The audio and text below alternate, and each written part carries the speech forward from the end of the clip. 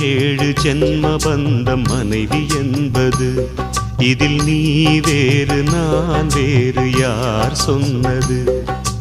கல்யாணமே ஒரு தெய்வீகமே, சம்சாரமே அதன் சந்தோஷமே, ஒரு வானும் நிலவும் பிரிந்து வாழுமா?